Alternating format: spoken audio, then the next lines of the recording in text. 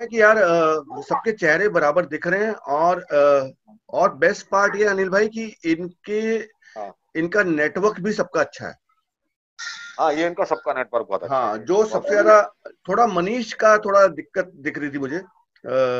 बाकी सबका परफेक्ट है। मतलब कोई आंख भी झपक रहा है तो मेरे मुझे दिख वाले रही है। में हाँ मनीष, मेरे वाले में हाँ मनीष, तुम्हारे में दिक्कत है।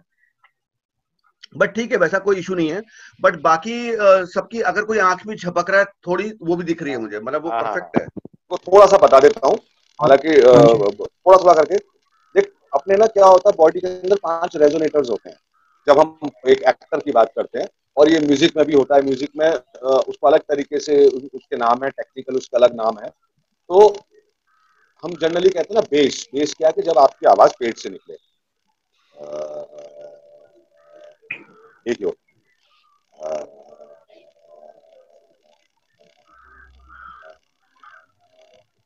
समझ में आ रहा है दर्पण अपना यस सर। देवेंद्र, आ रही है समझ में? फिर ये चेस्ट। हाँ जी बिल्कुल बिल्कुल अर्ज। आ आ हम्म, आ आ उसके अलावा एक रेजोनेटर होता है जिसको बोलते हैं फॉल्सीटो। ये तो जनरली तुम देखना कॉमेडी में, इसमें उसमें फॉल्सीटो का बहुत इस्तेमाल होता है। तो अपनी आवाज को ट्रेंड करना। यहाँ मैं फिर से दोबारा बताता हूँ कि आप कोई कोई ये सोचे कि यार मैं वॉइस की ट्रेनिंग लूंगा, ये करूंगा तो मेरी ये वॉइस जो है बेस में आनी शुरू हो जाएगी। ऐसा नहीं है बिल्कुल भी। वॉइस की जो क्वालिटी आप जो आपकी है वही रहती है। सिर्फ आप अपनी वॉइस को ट्रेंड करते हो तो उसमें होता सिर्फ इतना है कि आप अपनी वॉइस को इस्तेमाल करना सीख लेते हो हर करेक्टर में, हर उस तरीके से। और रियल लाइफ में आप ना अननोइंगली करते भी हो ये। अबे कहाँ जा रहा है तू, कहाँ जा रहा है तू, अबे इधर आना। हम इस पे जाते हैं फिर, अरे यार क्या कर रहा है यार। हम नॉर्मली करते हैं क्योंकि हमारी साइकोलॉजी के हिसाब से हम वॉइस को वो जाती भी है। लेकिन कई बार क्या होता है, आपकी आवाज का सिर्फ इतना रेंज रहता है कि यहाँ से लेके यहाँ। तो सबसे पहले इसको इनको एक्सरसाइजेस को सीखना, इसको इसका अभ्यास करना, और फिर इसको कॉन्शियसली यूज करना। अभी हम क्या करते हैं, हम अनकॉन्शियसली यूज करते हैं कि हमें पता नहीं होता कि हमने वॉइस कैसे यूज कर दी। लेकिन जब एक्टिंग हम करते हैं तो हम हर चीज को कॉन्शियसली तैयार करते हैं ना, कि हमको यार हमको ऐसे तैयार करता हूँ, मैं ऐसे तैयार करता हूँ। तो जब हम उस तरह से तैयार करते हैं तो वो आपको पता होना चाहिए कि यार मेरी वॉइस जो है, कि मैं इसको करेक्टर को ऐसे बात करूंगा। तो वो सारे के सारे आपके पास होना चाहिए, वो टूल्स आपके पास होने चाहिए वॉइस के। तुम कहाँ जा रहे हो, है ना? फिर एक सांस में इसकी पढ़ना। तुम कहाँ जा रहे हो, क्योंकि मैंने तुमसे कहा था कि तुम उधर मत जाना, लेकिन फिर भी तुम मुझसे बिना पूछे हुए वहां पर चले गए। एक सांस में कितना पढ़ सकते हो आप? फिर और भी बहुत सारी इसके वेरिएशंस हैं कि एक जो सेंटेंस होता है उसके अंदर कुछ चीजें, कुछ शब्द इंपॉर्टेंट होते हैं जो अंडरलाइन होने चाहिए, जो हम रियल लाइफ में अपने आप करते हैं। जैसे अभी मान लो दर्पण मुझसे पूछे कि अनिल भाई क्या कर रहे हो, अरे कुछ नहीं यार खाना खा रहा हूँ। अपने आप खाना खाना, खाना अंडरलाइन हो गया वो। लेकिन जब हम तैयार करते हैं करेक्टर को तो हर उसके अंदर जो है कुछ चीजें होती हैं जो हमको अंडरलाइन करनी चाहिए। और जब हम अंडरलाइन करते हैं तो वो उससे परफॉर्मेंस पे आपकी बहुत असर पड़ता है। तो देवेंद्र, तेरे को यस जरूरत है सर। बहुत धीरे धीरे तू शब्दों को बोल और ध्यान से सुन कि तेरे उसमें एक्सेंट ना आए। ठीक अच्छा, है, तो एक तेरे लिए जरूरी। एक देवेंद्र, एक चीज करो, मेरी बात का बुरा मत मानिएगा। देवेंद्र आपसे बात कर रहा हूँ, जब भी बैठो वो पोस्टर बिल्कुल जी सीधा सर। होना चाहिए। पोस्टर सीधा होना चाहिए, बिल्कुल हाँ, तुम्हारा अब पोस्चर ऐसे तेरा है। बहुत एकदम वो लगता है जैसे कि एक एक इंसान आपको बता रहा है, समझा रहा है, सिखाने की कोशिश कर रहा है, और आप उसकी बात को नजरअंदाज करते हुए ना आप ऐसे बैठे लेटे, तो इट्स वेरी बैड। तो ये जो चीज है। सिंपल सी बात है, अगर आप कुछ भी काम करते हैं एज एन आर्टिस्ट, अगर कुछ भी काम कर रहे हैं, अगर आप, और एक अभिनय ना बहुत सारी विधाओं से मिलजुल कर एक एक परफॉर्मेंस बनती है। अगर आप उन सब एक भी विधा अगर कम होगी तो आप समझ लो वो परफॉर्मेंस नहीं हो पाएगी। अगर मान लो मैं, अब मान लो डाकू मंगल सिंह है, अगर वो डाकू मंगल से मैं तेरा खून कर दूंगा, कैसा लगेगा? उसका बॉडी लैंग्वेज ऐसे रहेगा। तो बॉडी लैंग्वेज, बात करने का लहजा, उसकी स्पीच, उसका उसकी मतलब उसके चेहरे के हाव भाव, बहुत सारी चीजें, बहुत सारी चीजों को मिलाने के बाद एक जाके परफॉर्मेंस खड़ी होती है। तो इस बात को समझो। क्या करना है, क्या एक्सरसाइज हो सकती है इसको तैयार करने के लिए। करेक्ट है। करेक्ट। तो मनीष टंडन पढ़ना शुरू करो। तो दर्पण अभी मनीष मेरे स्क्रीन पर नहीं आ रहा है, कोई दिक्कत जरा कर। फिर मैं बोलूंगा तो मैं आऊंगा आपकी स्टोरी। हाँ, जब वो बोला शुरू तो आ जाएगा, और ऑटोमेटिक मैंने उसको ठीक है। हाईलाइट कर रखा है मेरे ठीक पास। है, ठीक है, वेरी गुड। चलो शुरू करते हैं, सुनो सब। कहानी का नाम है हीरों का हार। वह उन रूपवान मनमोहिनी नवयुवतियों में से एक थी जो कि दुर्भाग्य से एक क्लर्क के घर पैदा हुई थी। उसके पास कोई धन, कोई आशा, प्रसिद्ध होने का एक भी उपाय नहीं था कि वह किसी अमीर अथवा नामी आदमी द्वारा देखी जाए, पसंद की जाए अथवा पसंद कर ली जाए। उसने स्वतः ही एक मामूली क्लर्क से विवाह कर लिया था जो शिक्षा मंडल में नौकर था। वह बहुत सीधी सादी थी, इतनी कि स्वयं को भी नहीं चाह सकती थी। और औरतें वहां किसी जाति, वर्ग, आकर्षण या सौंदर्य से नहीं बल्कि उसकी जन्मजात प्रवृत्तियों, उसकी नारी सुलभ व्यवहार, कुशलता और नारित्व के गुणों से ही पहचानी जाती हैं कि वह किस वर्ग से संबंध रखती है। ओके मनीष, वही गुण उन्हें अच्छी सम्मानित। मनीष तू खड़ा होकर पढ़ सकता है क्या ये? हाँ हाँ, पढ़ सकता हूँ। हाँ, मतलब मैं चाह रहा हूँ कहानी ऐसी पोजीशन लो कि खड़े होकर पढ़ो आप। हाँ, और हाँ पोजीशन लो, आप दिखो बिल्कुल। हाँ यस। हाँ, ऐसा लगना चाहिए कि आप ऑडियंस से सामने और आप पढ़ के सुना रहे हो, कुछ ऐसा दिखना लगना चाहिए ना। तो थोड़ा बॉडी लैंग्वेज भी समझ में आएगी। अब बिगिनिंग से पढ़ो, और सारे लोग जब भी पढ़ेंगे खड़े होकर पढ़ेंगे, ठीक है? चलो स्टार्ट। हीरों का हार। वह उन रूपवान मनमोहिनी नवयुवतियों में से एक थी जो कि दुर्भाग्य से एक क्लर्क के घर पैदा हुई थी। उसके पास कोई धन, कोई आशा, प्रसिद्ध होने का एक भी उपाय नहीं था कि वह किसी अमीर अथवा नामी आदमी द्वारा देखी जाए, पसंद की जाए अथवा पसंद कर ली जाए। उसने स्वतः ही एक मामूली क्लर्क से विवाह कर लिया था जो शिक्षा मंडल में नौकर था। वह बहुत सीधी सादी थी, इतनी कि स्वयं को भी नहीं चाह सकती थी। और औरतें वहां किसी जाति, वर्ग, आकर्षण या सौंदर्य से नहीं बल्कि उसकी जन्मजात प्रवृत्तियों, उसकी नारी सुलभ व्यवहार, कुशलता और नारित्व के गुणों से ही पहचानी जाती हैं कि वे किस वर्ग से संबंध रखती है। वही गुण उन्हें अच्छी सम्मानित पत्नियों की तरह अच्छी पुत्रियां भी बनाते हैं। वह स्वयं को सदा हीनता से ग्रसित पाती। उसे लगता मानो वह जीवन में मिलने वाले सभी सुख सुविधा के लिए ही पैदा हुई है, परंतु अपने घर की गरीबी, मटमैली दीवारें, टूटी कुर्सियां और मामूली सामान से पीड़ित रहती थी।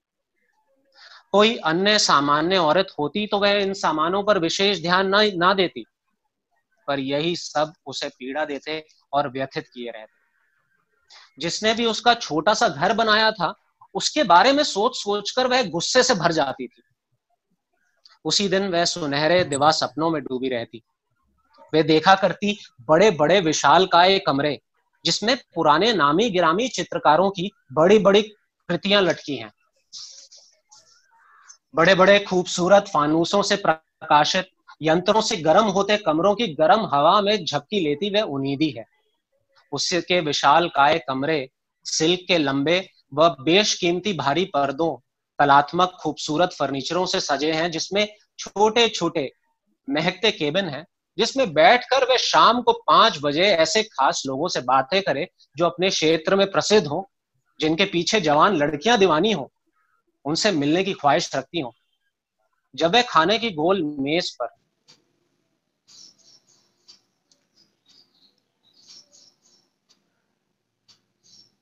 समुद्र अपनी छोटी लौटती लहरों से किनारों को धो रहा था। नीले आकाश के ऊपर बादलों के सफेद टुकड़े तेज हवाओं से पक्षियों की तरह सरक रहे थे। समुद्र से उतरती सी घाटी की तलहटी में समाया हुआ गांव सूरज की रोशनी में ऊंघ सा रहा था। गांव के ठीक प्रवेश पर महाशय मार्टिन का एक इकलौता मकान खड़ा था। वो एक मामूली से मछुआरे की मिट्टी की दीवारों और घास फूस से बनी छोटी सी झोपड़ी थी।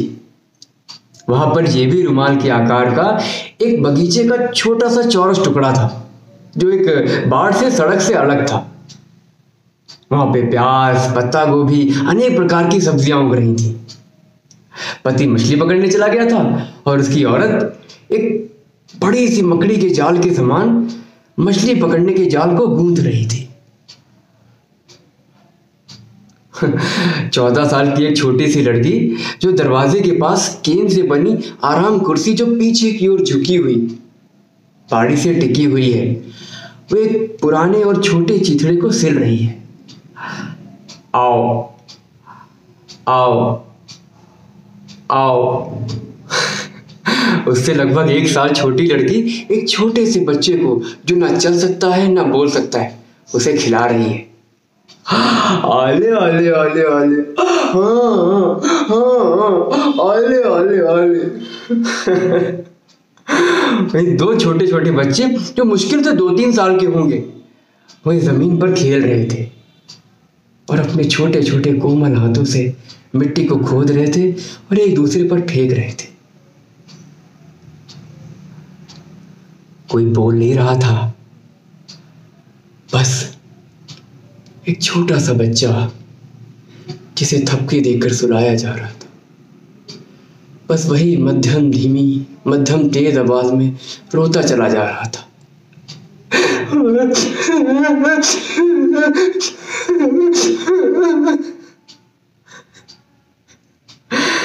वहीं दीवार के पास एक सील पर छोटी सी बिल्ली सोई हुई थी। वहीं पास में फूलों का बड़ा सा ढेर लगा हुआ था जहां पर मधुमक्खियां भिनभिना रही थी। वहीं पास में एक छोटी सी लड़की झूला झूल रही थी। अचानक वो चिल्ला उठी, मां, वो फिर आ गया।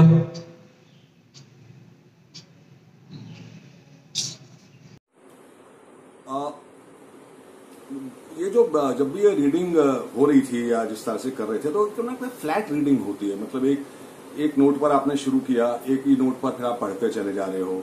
रीडिंग अच्छी है, उसके बावजूद भी क्या लगता है, फ्लैट लगता है बिल्कुल। कुछ लोगों की रीडिंग ही बहुत खराब है, चलो उस पर तो हम लोग अलग अलग तरीके से वो उनका स्पीच के एक्सरसाइजेज और वॉइस के एक्सरसाइजेज हम लोग करते हैं और करते रहेंगे आगे जो है।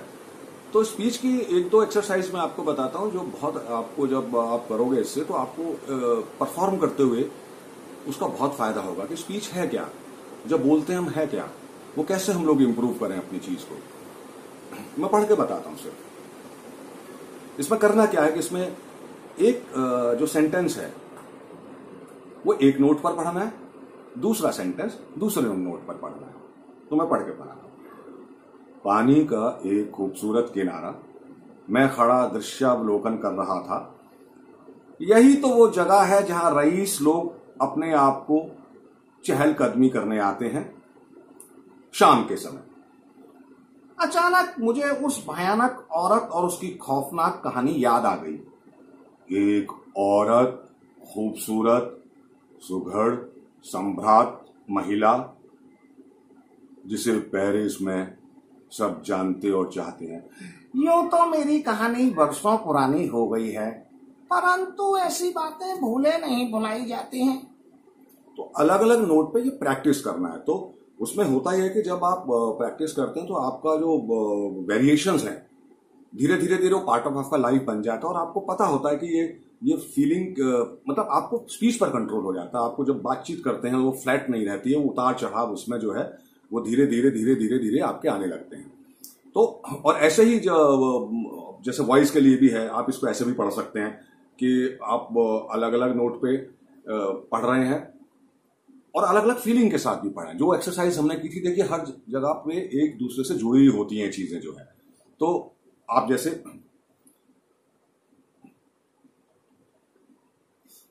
यूं तो मेरी कहानी बरसों पुरानी हो गई है, परंतु ऐसी बातें भुलाई नहीं जाती हैं। मैं एक मित्र के साथ रहने उसके गांव में गया। उसने मुझे छुट्टियों में आने का निमंत्रण दिया था। गांव के सम्मान में मुझे वो गांव के हर हिस्से में घुमाने ले गया। गांव के सुंदर से सुंदर सुहावने दृश्य को दिखलाया, भव्य मकान दिखाए, चर्च, सुंदर नक्काशी के बने पुराने दरवाजे। जब मैं पूरे उत्साह के साथ और उमंग के साथ शहर के सभी आकर्षणों का निरीक्षण कर चुका, तो मेरे मित्र ने मुझे पूरे विश्वास के साथ इसको स्वीकार कर लिया।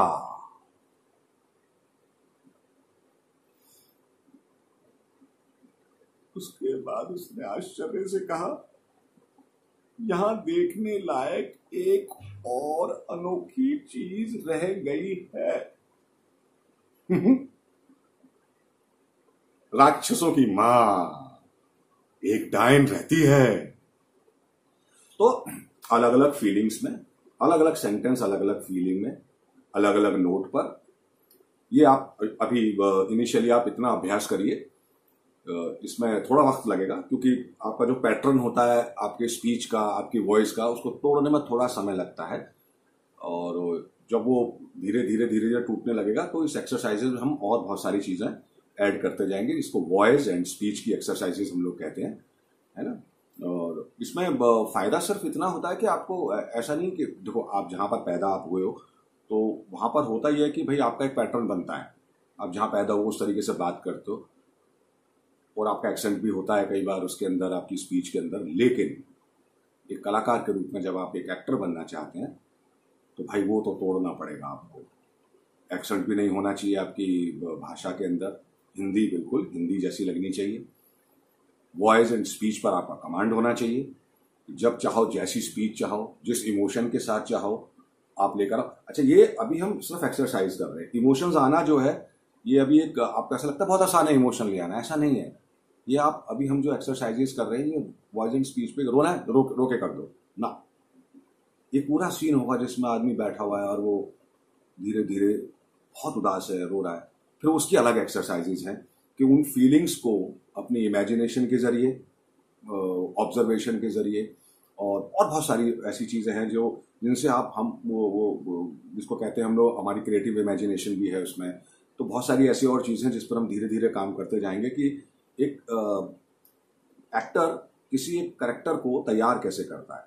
मतलब जो आप हैं वो ट्रांसफॉर्म होके आप अपने दूसरे एक कैरेक्टर को, जो कैरेक्टर आपको करने के लिए मिला है, वो आप कैसे तैयार करें। तो उसमें बहुत इंपॉर्टेंट है कि आपकी जो है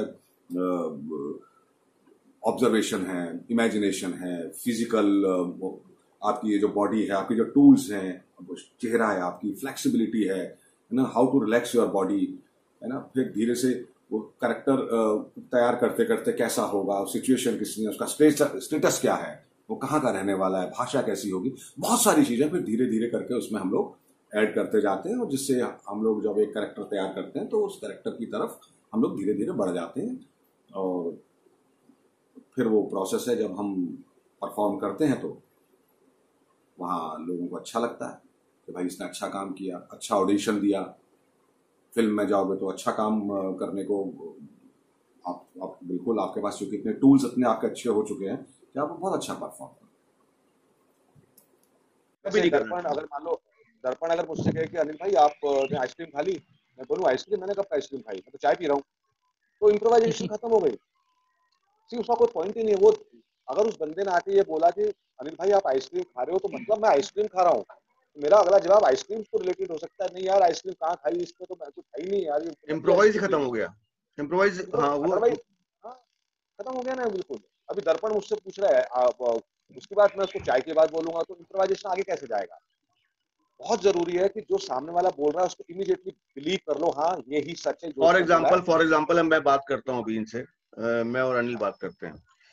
हाँ मैं तेरे को ले लेता हूँ मगर। हाँ दर्पण,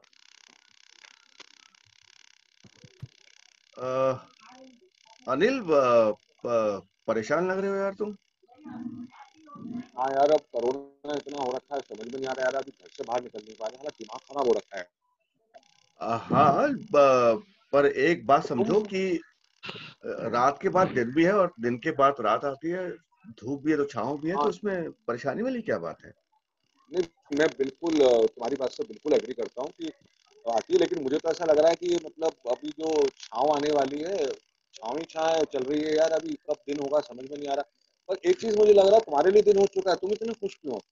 क्योंकि मुझे इस बात का कतई डर नहीं है कि छांव जो है और वो छांव जाएगी नहीं। मुझे इस बात का पूरा अंदेशा है कि जब दिन होता है तो रात भी होती है, और रात थोड़ी लंबी हो सकती है, जैसे दिसंबर के महीनों में। तो इस बात को समझो, तुम हाँ, समझने वाली बात है। बात तो नहीं, मैं समझ रहा हूँ सारी की सारी बात, लेकिन कई बार होता ये है ना कि आप जब आप अकेले होते हो, घर पे होते हो, अब चक्कर ये आ गया, अगर तू पास में मेरे होता ना इस वक्त, तो शायद मैं इतना दुखी नहीं होता। अब तू चला गया उधर, मैं अकेला यहाँ पे रह रहा हूँ, तो और तेरे साथ 4 दोस्त और भी हैं। अब लॉकडाउन उसी दिन होना था क्या यार? आ, परेशान नहीं होगा क्या आपसे? तो एक काम करो, अगर तुम मुझे कुछ मानते हो, अगर तुम मुझे महसूस कर सकते हो, आंखें बंद करो, देखो मैं तुम्हारे बिल्कुल करीब, बिल्कुल पास बैठा हूँ यार। महसूस तो करो। आया? अब मैं तुमसे पूछूंगा एक बात, बड़े मन से पूछूंगा कि अनिल, अकेला महसूस कर रहे हो? देखो देखो, फील करो, मेरा मेरा हाथ तुम्हारे सर पर है। फील करो मेरे भाई। नहीं, लेकिन अभी मैं अकेला महसूस नहीं कर रहा हूँ, लेकिन मुझे ऐसा लग रहा है मेरे सामने 1000 दर्पण है। दर्पण ही दर्पण है चारों तरफ जो है। यार ये मतलब तुम सच में, लेकिन अच्छा लग रहा है, अच्छा लग रहा है मुझे ये। देखो, जब जब थोड़ा अंदर के अंधकार को थोड़ा बाहर फेंकोगे ना, और अंदर उजाले की कोशिश करोगे, हजारों दर्पण छोड़ो, हजारों अनिल भी आसपास दिखाई देंगे तुम्हें, और नहीं उनमें से अपने आप चक्कर को ढूंढ लो। नहीं, लेकिन जो मेन बात थी ना, वो तुम गोल कर गए हो। तुम्हें पता है कि मैं उदास क्यों हूँ? सारी शराब की बोतलें तुम लॉकडाउन से पहले अपने घर ले जा चुके हो, है ना, और यहाँ एक नहीं छोड़ के गए हो तुम। समझ में अरे आई बस, तुमको अभी? अरे बस इतनी सी बात। तो आजकल तो अभी देखो ऐसा है कि जब मैं सारी बोतलें मुझे नहीं लेके पता। जा सकता हूँ, नहीं तो मैं तुम्हारे पास बोतल भेज देता हूँ, कोई दिक्कत नहीं है, अभी मैं नहीं इस लायक तो, हूँ। तो बस उतना तुम करवा दो। अच्छा एक काम करो ना यार, बोतल क्यों भिजवाते हो? अगर हो ही सकता है तो फिर मुझे भी वहीं बुलवा लो। अरे इससे अच्छी बात ही आ नहीं हो जाओ यार सकती। दोनों आराम से। बहुत बढ़िया, दोनों भाई रहेंगे। दोनों। थोड़ा मुस्कुरा के दिखाओ फिर, चलो। ये ना मेरे भाई। Love you. तो ये है, मतलब उसमें है कुछ नहीं। देखो हमने हमने कुछ ये भी नहीं प्लान किया था कि हम लोग बिगिनिंग ऐसी करेंगे एंड ऐसा करेंगे। एक बार जस्ट टू शो यू कि जब आप एक दूसरे के साथ काम करते हैं ना, तो एक दूसरे की रिस्पेक्ट होती है। उसने जो बोला है उसके उसके डायलॉग की रिस्पेक्ट होती है, उसकी भावनाओं की रिस्पेक्ट होती है। उससे आप लेके फिर आप उसको कुछ देते हो, वो आपकी रिस्पेक्ट करता है। तब और दोनों अलग अलग कैरेक्टर्स हैं। दर्पण अलग दिखता है, मैं अलग दिखता हूँ, मैं अलग तरीके से बात करता हूँ, दर्पण अलग तरीके से बात करता है। लेकिन कहीं ना कहीं चीज पहुंचती है ना, और ये चलता रहता है। लेकिन हम इम्प्रोवाइजेशन में एंड इसलिए लगाते हैं कि हम लोगों को पता हो कि हमें कहाँ से लेके कहाँ तक जाना है। और तो मैं ये थोड़ा डिफरेंट स्पेस में आकर ये एक्सरसाइज इसलिए बता रहा हूँ क्योंकि वो पीछे वो लाइट जो है थोड़ा रिफ्लेक्ट कर रही थी, तो फेस थोड़ा डार्क आ रहा था। तो ये एक्सरसाइज है जो बेसिकली इससे पूरा बॉडी माइंड का जो कोऑर्डिनेशन, वॉइस, फीलिंग, ये सारी की सारी चीजें इस एक जो एक्सरसाइज है उससे आप अचीव कर सकते हैं। ठीक है, इनिशियली आपको लग सकता है कि भाई ये ऐसी एक्सरसाइज यार थोड़ा फनी नहीं, लेकिन अगर आप इसको रोज करते हैं, it's a magic, I am telling you. मतलब ओपन अप करने के लिए इससे बेहतरीन एक्सरसाइज मैंने नहीं देखी। मैं आपको बताता हूँ, थोड़ा इसको पकड़िए और रोज करिए, और फिर उसके साथ हम लोग रोज के रोज आपके साथ इंटरेक्ट करेंगे, तो फिर उसमें जो है कैसे कहीं कुछ कमी तो नहीं रहेगी, वो हम आपको बताते रहेंगे। ठीक है, चलिए मैं शुरू करके बताता हूँ इसको।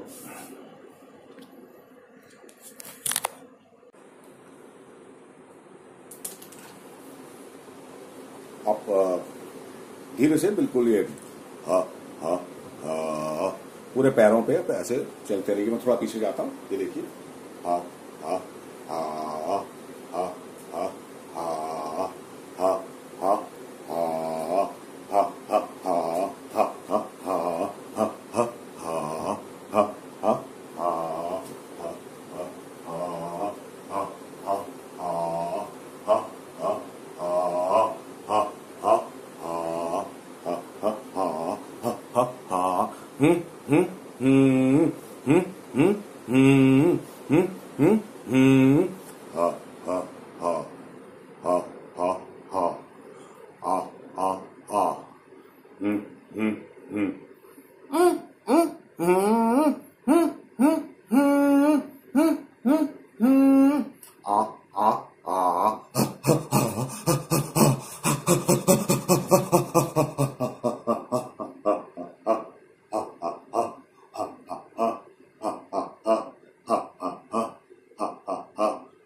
तो बेसिकली इसमें यहां से लेके यहां तक जो हमारे चारों रेजोनेटर और एक जो फॉल्सीटो इसको बोलते हैं, ये बहुत फॉल्सीटो, ये पूरा इसमें धीरे से इस बार अलग अलग स्पीड में धीरे से जैसे भी आपका मन करता है, जिस तरीके से भी आप करना चाहें इसको करते हैं। स्पीड आप अपने हिसाब से तय कर लें, इंजॉय करें। मगर इसको फिर से बताता हूं दोबारा, हा हा हा हा आ आ आ हा हा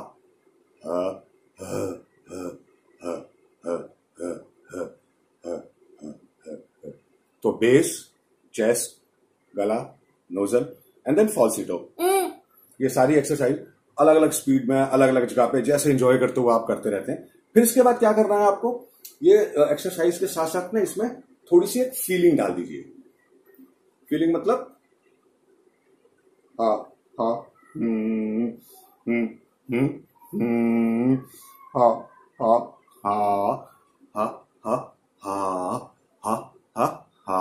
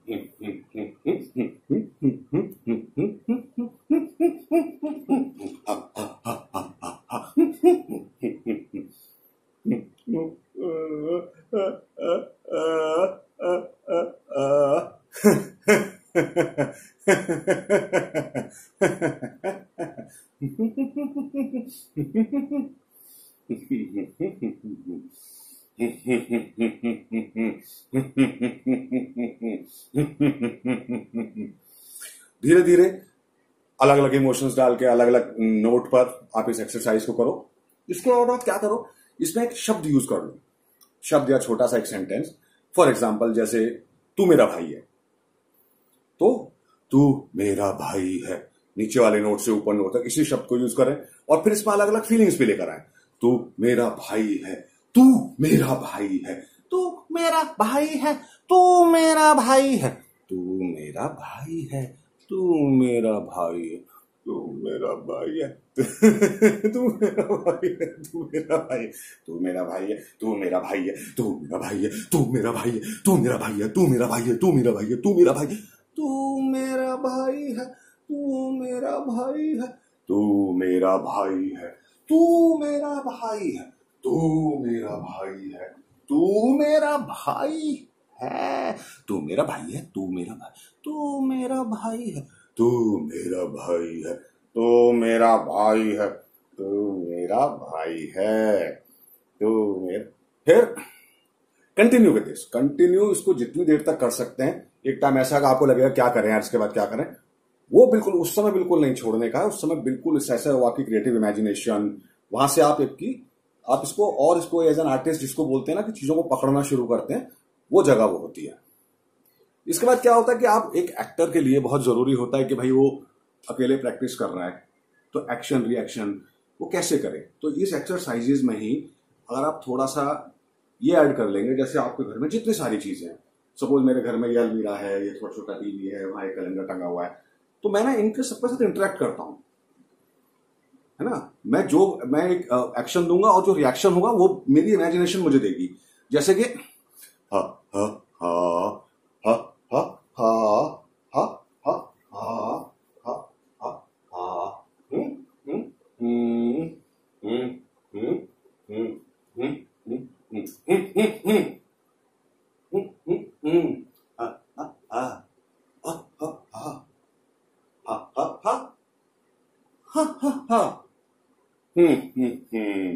हा हा हा